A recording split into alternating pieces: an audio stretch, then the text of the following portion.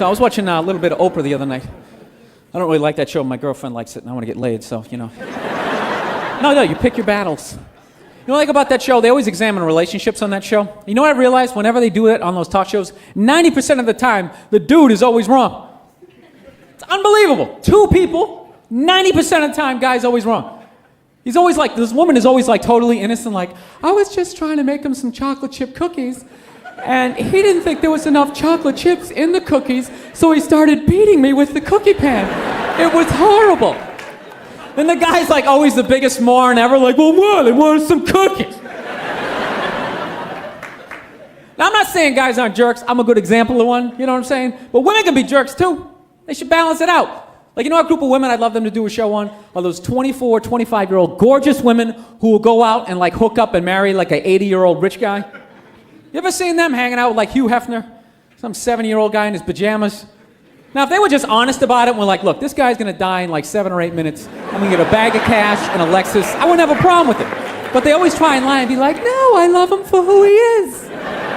It has nothing to do with the big yacht. There's just something about the way he drools in his bathrobe as he pushes the checkers along. It's really enjoyable. You just want to be like, lady, you're humping him for his money. See, that's something I could never do, man. If some 80-year-old billionaire, rich old lady came walking down the street, started like hitting on me, sitting like, hey there, sonny.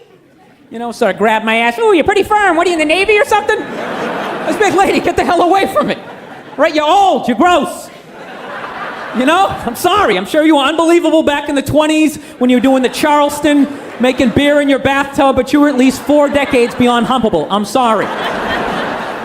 No, how do you have sex? I don't understand. How do you have sex with somebody 40, 50 years older than you? I'll tell you the only way you can do it. You know what you got to do? You got to put the will on the headboard. No, so at any point, if you lose your nerve, you just can read some of the stuff that you're getting. You're just sitting there like, oh my God, this is disgusting. What has become of me? Ooh, a house in Miami. Okay, I can stick this out a little bit longer. I guess this isn't as bad as I was thinking a second ago. Nah, I got some issues, I guess. I do. I'm not gonna lie to you. Like, beautiful women. I don't trust beautiful women. I just don't. You know why? Because you know what I've noticed in my life as a man? Beautiful women are only around when you have stuff. When your life is going on, great. They're all over the place. But when you're broke, you can't find a beautiful woman. You're like under a bridge, there's like trolls and ferrets running around, they're just not around. Then the second you get some, like you get a little money, they come out of the woodwork like, oh my God, you have some stuff. Can you buy me some stuff? I want some stuff too. Then the second you go broke, oh my God, I left something over here next to this guy. He has stuff, I've always loved you. No, you know what solidified my issues?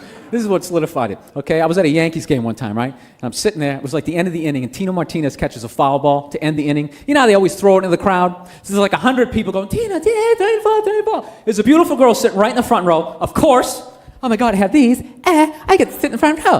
What, this doesn't happen to everybody?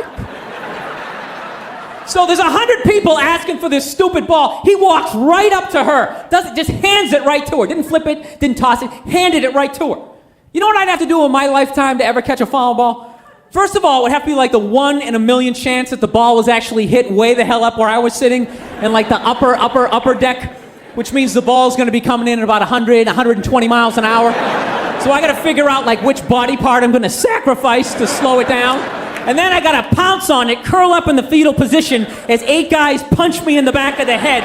And I pray to God that I can hang on until security gets there. And he just walked right up and just handed her the ball. She probably didn't even know what it was. Like, basket? Oh, baseball. Oh my God. Let me take this home and stick it next to my other unbelievable free things that I don't appreciate. Shelf in my house.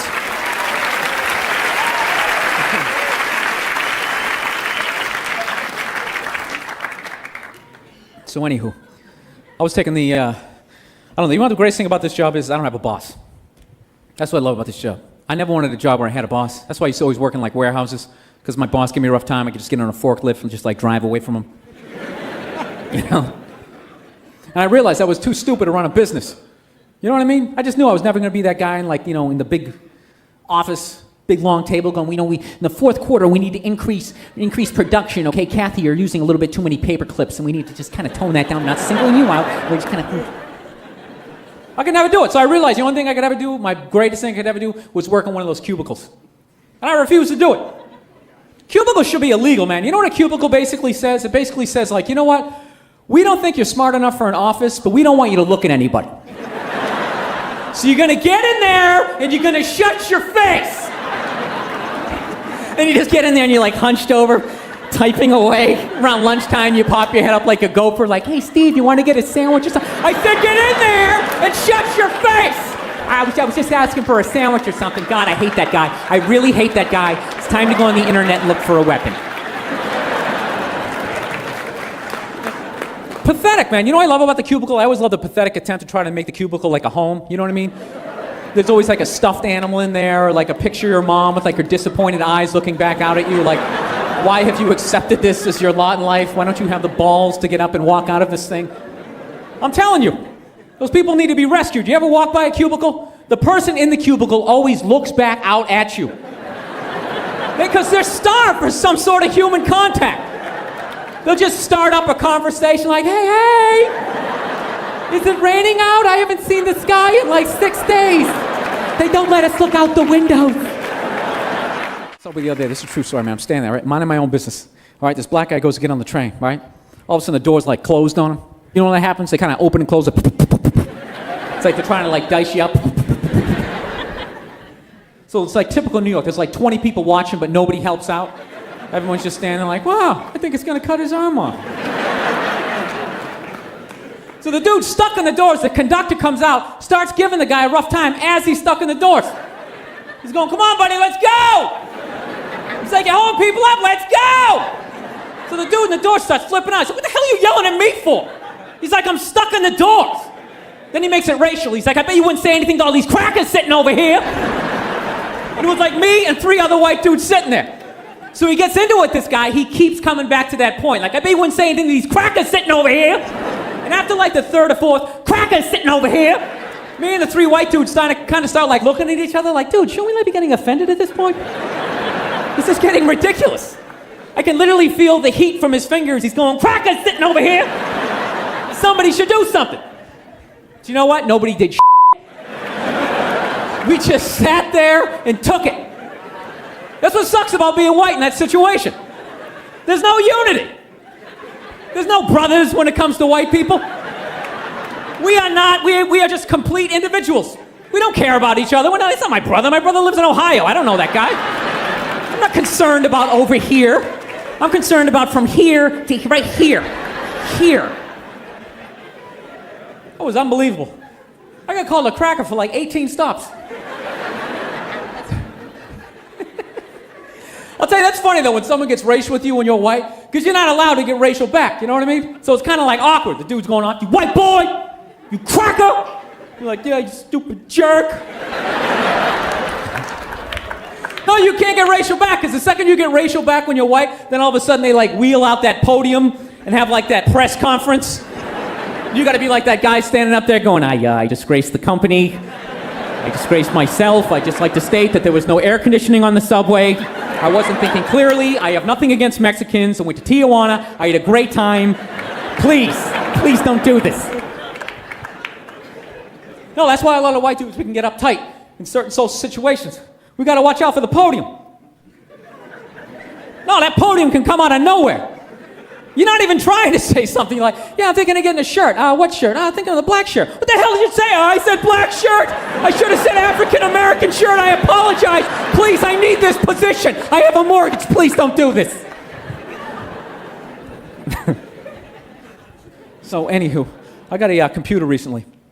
That's like one of the biggest things in my life. I'm really trying to get like more like, into this whole technology thing. I'm awful with computers. I'm one of those guys, basically every button I hit on my computer has to like shut down, like regroup, somehow like deal with my idiocy, you know what I mean? Then there's always like some 8-year-old I see later on a laptop like, he's like breaking into the Pentagon, downloading movies that haven't even been made yet. I just got a plane ticket for $6. He just want to like slam his head in the thing. I'll tell you the only thing I like about my computer is I really enjoy spell check. No, I love it. You know what I love about spell check? You don't have to be close to getting the word right. Have you ever noticed that? All you gotta do is just get it like somewhere like within the ballpark of the word. It's almost like your computer can just start guessing like, I don't know, dinosaur? You know, when you're sitting there like an idiot, like, nah, I wasn't trying to spell dinosaur. So then what does your computer do? It starts throwing out like every D word it can possibly think of. Like, okay, how about dictionary? Diary, any of this stuff looking familiar? Are we moving towards the goal or away from it? You ever spell a word so bad though your spell check has absolutely no clue what the hell you're trying to spell? What do you end up getting? You end up getting like a question mark. You got $1 million worth of technology just looking back at you like, you got me, buddy?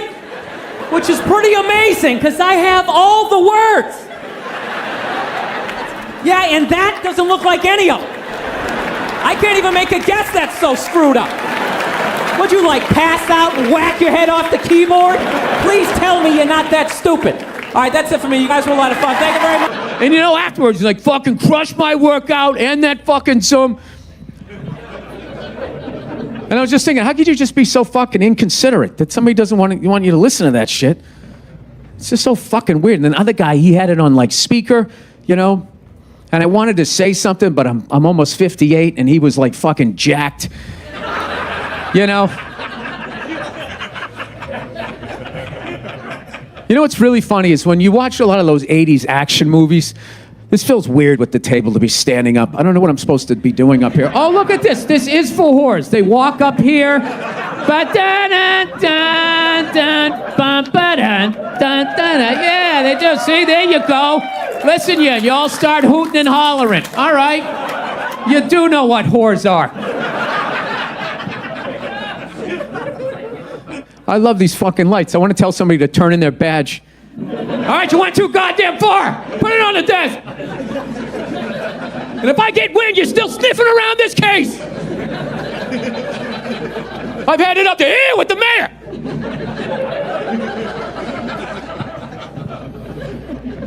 I just got over being sick, and now my wife's sick, so she's mad at me. Like I can control that. Yeah, I was sick. You live with me. That's what happens. What was I supposed to do? Sleep in the yard? You fucking went out last night till 10 o'clock. How do you know you didn't get it from somebody out there?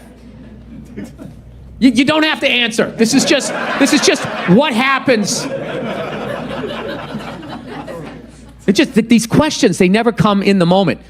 You're just so caught off fucking guard. And then afterwards, that's when you say them to yourself, right? And then you sit down and then the waiter starts asking you questions and then you fucking take it out on him. Fucking guy comes up to the table. He goes, hey, welcome to wherever the fuck I was. He goes, first time? I'm like, what? He's like, first time at blah, blah, blah. It's like, yeah, what the fuck do you get? I've ordered a breakfast. What is it, different? I go, can I get your regular breakfast, egg scrambled? He goes, you have any allergies?